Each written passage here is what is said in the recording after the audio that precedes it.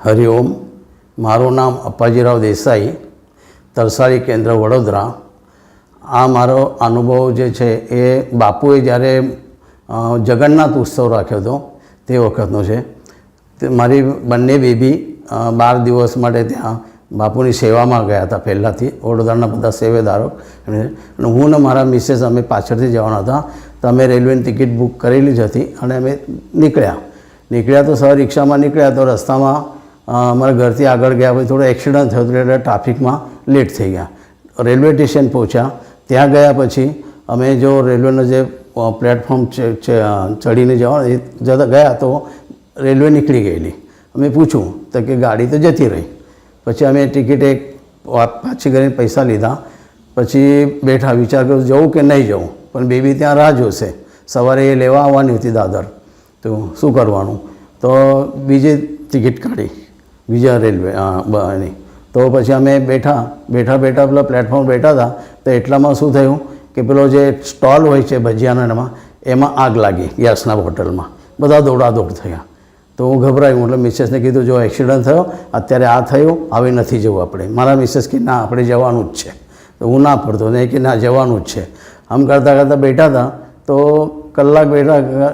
રાતે સવારની પેલી ગાડી જે હતી એ 4 વાગ્યાની હતી અને બીજી જે 7:30ની હતી, એટલે અમે ખાસો ટાઈમ તો કલાક પછી બીજી એક મુંબઈથી ગાડી આવી તો એટલી ફૂલ હતી ને, તો એમાંથી એક મારા જેવા બોડીવાળા એક ભાઈ ઉતર્યા અને પાણી લેવા માટે.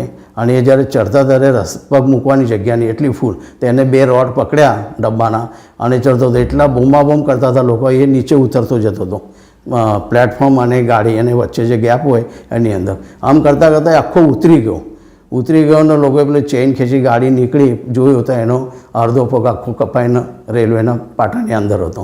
પછી પબ્લિકે એને ઉચકીને ઉપર લાવ્યા. પછી તો હું મિસેસને કીધું આવે તો નથી જ જવું આપણે. મારા મિસેસ કે ના આપણે જવું જ છે. શું તો એમ અમારે બેની ઝીક ચાલતી હતી, એટલામાં સારું મૂકું ચલ. પણ હવે આપણે પહેલી તો આપણે કન્ફર્મ ટિકિટ હતી સ્લીપિંગની, આ તો શામાં ટિકિટ કાઢી જનરલની, તો જગ્યા મળે કે નહીં મળે આપણાને. મુંબઈ અમે કોઈ દાડે જતા આવતા ને એટલે એ બી બીક લાગતી હતી. તો અમે જે ગાડી આવી અને જે બેઠા તો ડબ્બો ખાલી હતો. બંને જણ બેઠા તો કોઈ આવ્યું જ નહીં. પછી એક ભાઈ અમારી જોડે આવ્યા, એ કે ક્યાં જવાના છે, શું છે ને બધી વાત કરી હતી. કે કશું ચિંતા નહીં કરતા, હું તમને તમારે બેબી સુધી મોકલીશ કે શું હું તમારી જોડે આવીશ. હવે ત્યાં કંઈ બોરોલી ઉતરીને પછી બીજું લોકલ પકડીને જવાનું હશે એવું કંઈ હોય છે અમને. તો એ ભાઈ મને બહુ વાતોડ્યા હતા, બહુ બળબડ કરે. હું કહું સારું શું મજા આવી. ને અમે જો સૂઈ ગયા તો મુંબઈ સુધી અમને કોઈ ઉઠાડ્યા જ નથી. જગ્યાની જે ચિંતા હતી એ બાપુએ એક હતી. પછી તે ઉતર્યા પછી એને કંઈ પ્લેટફોર્મ ચેન્જ કરીને અમને લોકલ ગાડીમાં બેસાડીને દાદર લઈ ગયો. તો ત્યાં મારા બેબીના બીજા 2 સેવક આવીને હોતતા હતા અમને. તો એ પાછા જતા હતા, એટલામાં મારે મિસેસની સાડીને બેબીને દેખાઈને એને બૂમ પાડી મમ્મી કરીને. તો એક આવ્યા તો મારે કે પેલા ભાઈ કે આવી ગયા તમારા બેબીમાં? હા આવી ગયા. શું અને એવું કરીને હું એને કીધું ચલો ચા પીએ. એવું કરું એમને જોવા ગયો તો એ ભાઈ ગાયબ થઈ ગયા. શું હું કહું ચાલો અમને ચા બા પીવડા, પણ એ ગાયબ જ થઈ ગયા. હવે બાપુ એવું ને મસી કે બાપુ જ હતા સાથે કે વડોદરા મુંબઈ સુધી લઈ આવ્યા અમને અને બધી વસ્તુ. પછી અમે બેબી જોડે ગયા અને ત્યાં એક દિવસના જપમાં બેઠા. મને જરા કમરની તકલીફ હતી, મણકાની, એટલે હું ત્યાં બેઠો તો બહુ તકલીફ હતી બેઠા.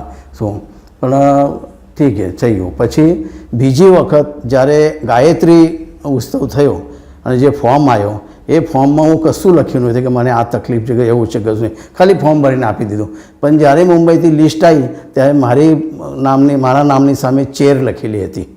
હવે અહમદને બાપુને કહ્યું કે જગન્નાથ ઉત્સવમાં એને તકલીફ થઈ તો આ વખતે એમને જાતે મને ચેર આપી દીધી અને હું ફોર્મમાં કશું દર્શાવ્યું નહીં હતું. શું અને બાપુની કૃપાથી 2014માં મારું સ્પાઇનનું ઓપરેશન થયું છે. શું દાદાને વાત કરીને દાદાએ ચિઠ્ઠી લખી આપેલી મને, મિહિર બાપડ કોકિલાબેન ધીરુભાઈ અંબાણી હોસ્પિટલમાં. અને અત્યારે 7-8 વર્ષ થઈ ગયા છે. પણ હું ગાડી ચલાવું છું, બેસું ઉઠું બધું. બાકી 95% મારી ડેમેજ થઈ ગયેલી અને હું પથારીમાં હોતો અત્યારે. પણ બાપુ કૃપાથી હું આજે સ્વસ્થ છું.